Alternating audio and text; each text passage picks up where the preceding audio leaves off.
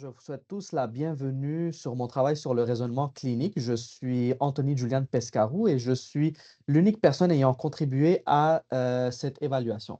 On enclenche avec la diapositive sur la table des matières. Comme vous pouvez le voir, le travail est divisé tel que vu sur la diapositive. On va commencer d'abord avec la situation clinique. Je vous présente ma patiente que j'ai eu la chance de suivre à l'unité prothétique de mon stage.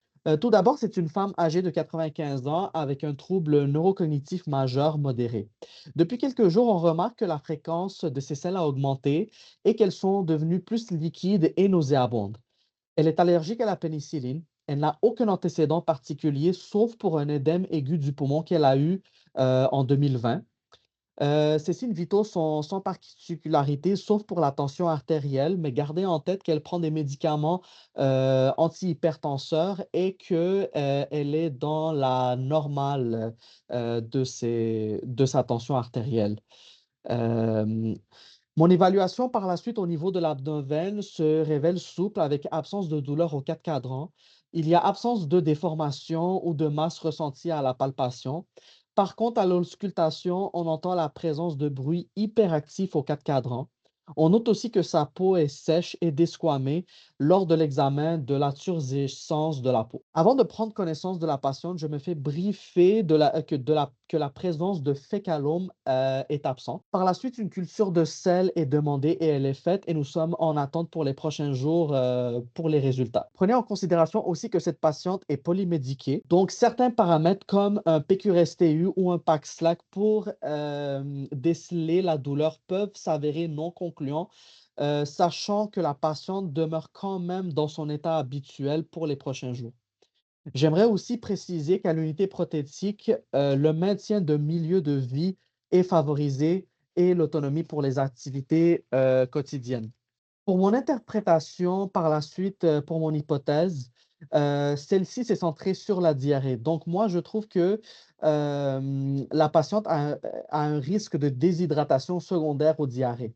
En effet, selon le manuel Merckx, la perte excessive de liquide associée à une déshydratation peut subvenir quelle que soit l'étiologie de la diarrhée.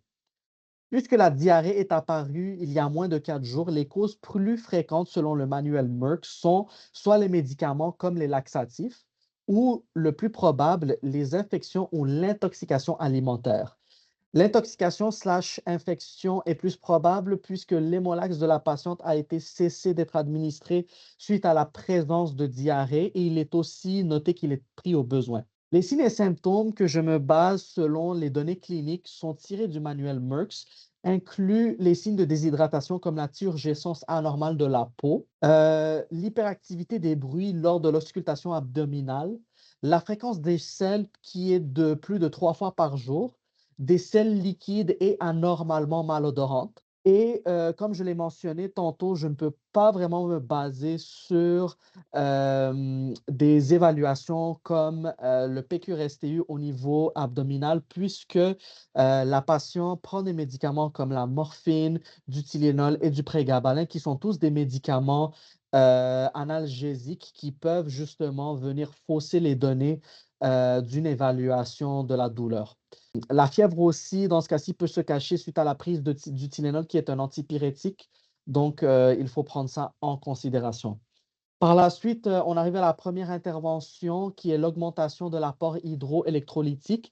Le manuel Merckx mentionne qu'une déshydratation légère à modérée peut être traitée en augmentant l'administration orale de sodium et d'eau si le patient est conscient et n'a pas de vomissement sévère, qui est le cas pour notre patiente. D'habitude, on recommande de consommer d'au moins 1 à 2 litres d'eau par jour. Bien évidemment, on ne veut pas aussi causer une surcharge liquidienne, sachant que la patiente a un antécédent d'œdème aigu du poumon. Pour ce qui est des électrolytes, on peut avoir un changement dans l'apport de la nutrition. Par exemple, consommer plus de légumineuses ou sinon consommer un apport riche en thé. On peut aussi diminuer ou cesser la consommation de certains produits nutritionnels comme le café ou le lait ou les fibres. Donc, dans ce cas-ci, il serait pertinent aussi de communiquer avec la nutritionniste pour voir qu'est-ce qu'on peut faire pour changer la nutrition pendant quelques jours. On enclenche ensuite pour l'intervention numéro 2, qui est la contribution au traitement de la cause sous-jacente. Dans le fond, quelques jours plus tard, la culture des selles de la patiente se révèle positive pour une bactérie et la patiente se fait prescrire en antibiotiques. L'un des objectifs de la diarrhée, selon le Merckx, était effectivement de traiter la cause sous-jacente. Donc, pendant les 10 prochains jours, notre intervention sera d'assurer le respect de l'horaire de l'administration de l'antibiotique selon le guide de médicaments et selon la monographie des antibiotiques. C'est pourquoi il est important que lorsqu'une thérapie d'antibiotiques est entamée, c'est de respecter la posologie pour justement ne pas causer une résistance et ou un retour de la prolifération de cette bactérie-là. Donc, justement, c'est pour cela que ça devient un de nos objectifs comme l'intervention. Par la suite, notre suivi sur nos interventions devient, ce qui est prioritaire pour moi, ça serait un changement de la composition des selles. Donc, en effet, il sera important de suivre selon l'échelle de Bristol un retour à la normale, soit d'un stade 7 vers un stade 3 ou 4. Ensuite, je monitore aussi la tension artérielle au moins au matin et au coucher. Et tel que mentionné, une diarrhée cause une déplétion liquidienne. Donc, c'est pour cela que je monitore la tension artérielle puisque la patiente prend du bisoprolol et du furosémide. On ne veut pas causer une hypovolémie grave suite à la fréquence des selles. De plus aussi, on ne veut pas aussi causer une surcharge liquidienne si on augmente son apport de liquide puisque la patiente est connue pour avoir fait un OAP en 2020. Une de mes interventions par la suite, ce serait de faire effectivement un bilan ingesta-excreta. Ben, en fait, si on veut faire un bilan ingesta-excreta, il faut que ce bilan-là soit fait le moins invasivement possible pour être capable de justement garder l'autonomie du patient et interrompre le moins les activités de la vie quotidienne à notre unité. Et finalement, je vais finir par faire le suivi des effets indésirables de la prise du médicament, notamment celle de la constipation, puisque quand on prend un médicament, un des risques, ça serait qu'on se retrouve de l'autre côté de l'échelle de Bristol en constipation. D'autres complications à la prise de cet antibiotique peuvent survenir, comme des nausées ou des vomissements.